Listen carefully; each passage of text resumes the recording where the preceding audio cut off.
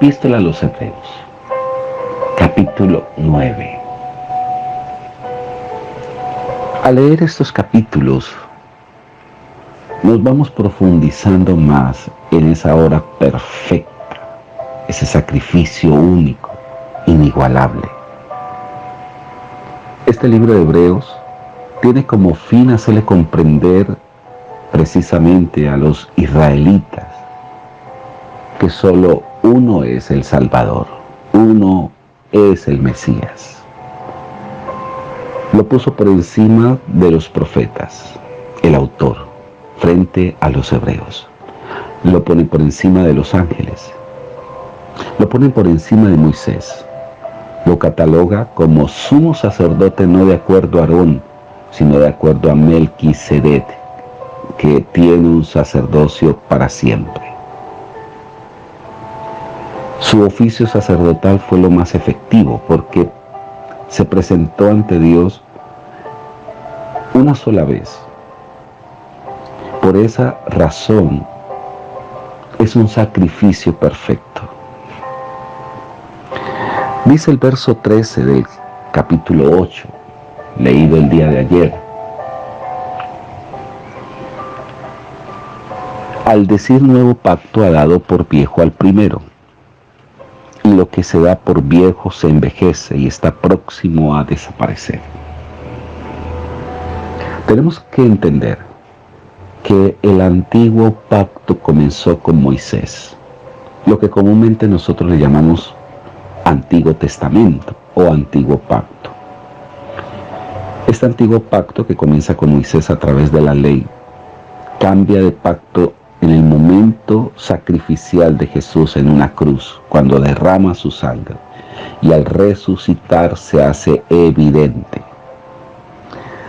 Aquí el autor va a trasladar al conocimiento del tabernáculo cómo los judíos bajo la ley adoraban continuamente en sacrificios, mientras que Jesús se presentó una sola vez, pero aquí se tenían que estar continuamente llevando este rito de sacrificios diarios por causa del pecado, porque la expiación no era efectiva a través de la sangre de animales.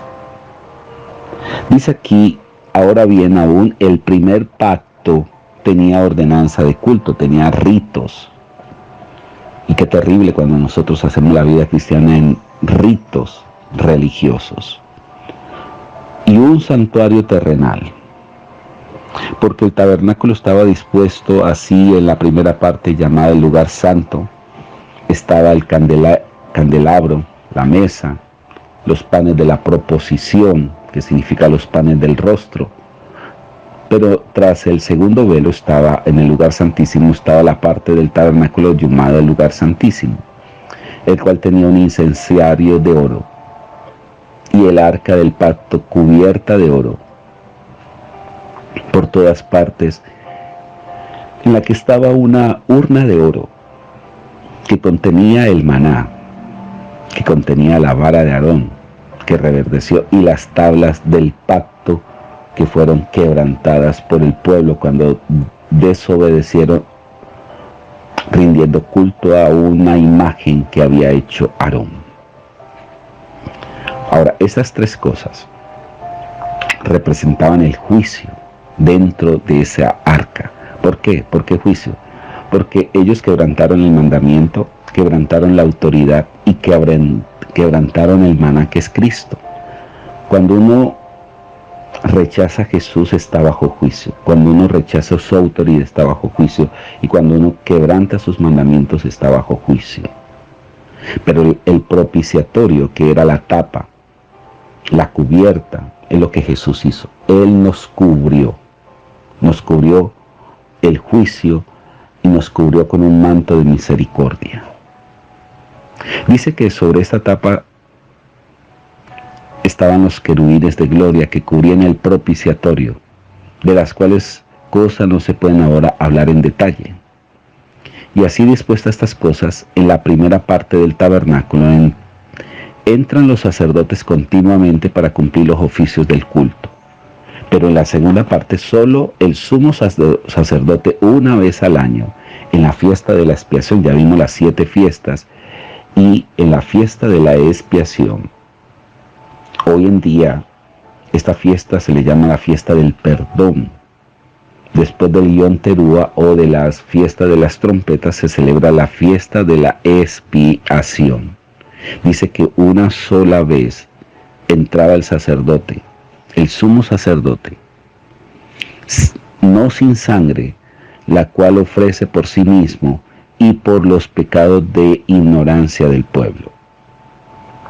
Lo que estábamos diciendo, el sumo sacerdote ofrecía sacrificio primeramente por él y después por el pueblo, dando el Espíritu Santo a entender con esto que aún no se había manifestado el camino al lugar santísimo. Ahora, ¿quién es ese camino si no es el Señor Jesucristo? Entre tanto que la primera parte del tabernáculo estuviese en pie, lo cual es símbolo o sombra para el tiempo presente. Y eso es lo que le está dando a entender el autor a los hebreos. Los llevó a la imaginación de todo lo concerniente al culto en el tabernáculo, todos los pasos a seguir, lo que representaba y significaba, y lo que él deseaba era mostrar en todos esos artículos, en todo ese glosario del tabernáculo al Señor Jesucristo, lo cual es símbolo para el tiempo presente, según el cual se presentan ofrendas, sacrificios que no se pueden hacer perfectos en cuanto a la conciencia al que practica ese culto. En otras palabras, nada de eso nos puede perfeccionar, ya que consiste solo de comidas, de bebidas, de diversas abluciones, ordenanzas acerca de la carne impuestas hasta el tiempo de reformar las cosas, pero estando ya presente Cristo, Jesucristo, nuestro Señor, nuestro sumo sacerdote, de acuerdo a Melquisedec, dice, por el más amplio y más perfecto tabernáculo, es decir, que hay un tabernáculo celestial, no hecho de manos, es decir, no es de esta creación, y no por sangre de machos cabríos, ni por becerros, sino por su propia sangre, entró una vez para siempre en el lugar santísimo, y habiendo obtenido eterna redención. Esto es hermoso. Obtuvimos a través de Jesús eterna redención.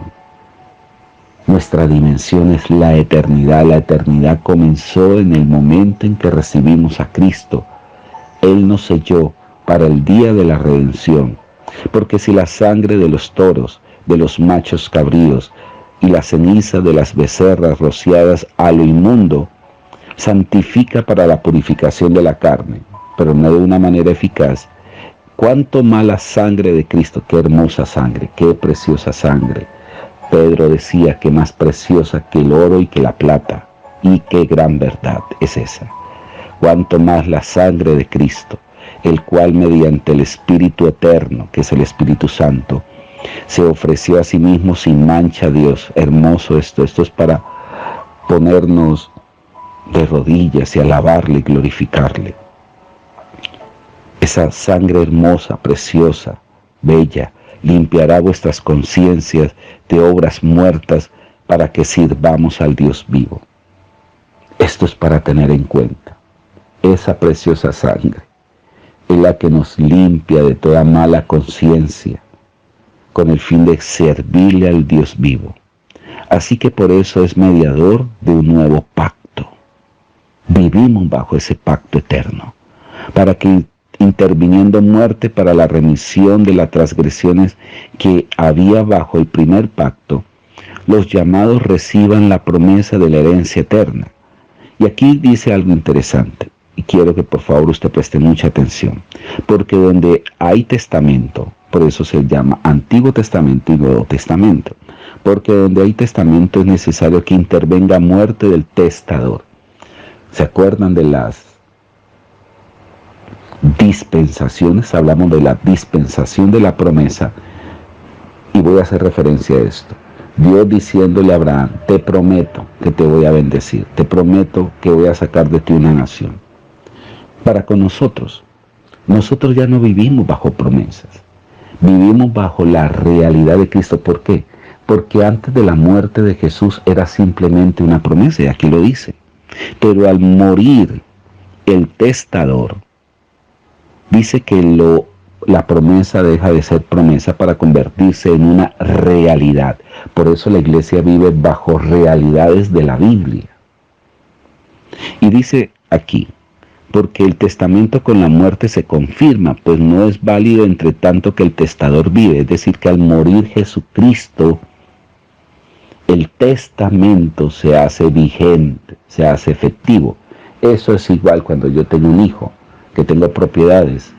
Mientras yo viva, él no puede disfrutar de esa herencia. Al morir, esas herencias, todos esos bienes pasan a ser favorable a él. Igualmente pasa con nosotros. Al morir él, el testamento se hace efectivo. El testamento de bendición, de donde ni aun el primer pacto fue instituido sin sangre, porque habiendo anunciado Moisés todos los mandamientos de la ley, todo el pueblo tomó la sangre de los becerros y de los machos cabríos con agua, lana, escarlata, hisopo, y roció el mismo libro, es decir, que cogió con una especie de hisopo y comenzó a rociar el libro de la ley con sangre, y también a todo el pueblo, diciendo, esta es la sangre del pacto que Dios os ha mandado. Bueno, esto lo vamos a encontrar en el libro de Éxodo 24, 6 al 8.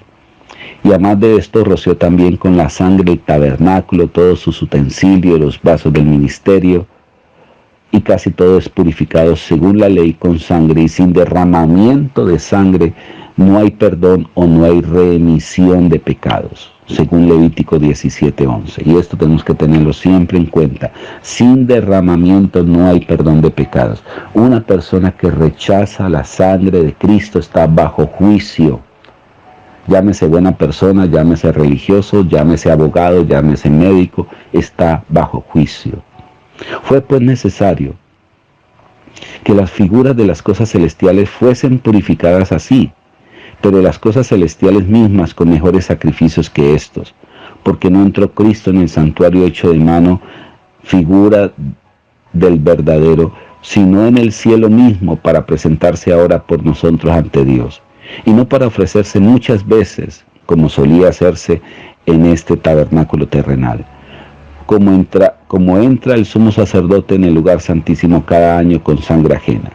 De otra manera, le hubiera sido necesario padecer muchas veces desde el principio del mundo, pero ahora, en la consumación de los siglos, se presentó una vez para siempre por el sacrificio de sí mismo para quitar de en medio el pecado. Y de la manera que está establecido para los hombres, que muera una sola vez y después de esto el juicio. Así también Cristo fue ofrecido una sola vez para llevar los pecados de muchos, y aparecerá por segunda vez sin relación con pecado para salvar a lo que en él esperan. Hermoso, qué hermoso toda esta dimensión. Cuánto hemos disfrutado esta epístola a los hebreos. Mi amigo, mañana estaremos con el capítulo siguiente, profundizando más. Que tengan todos un feliz día. Bendiciones.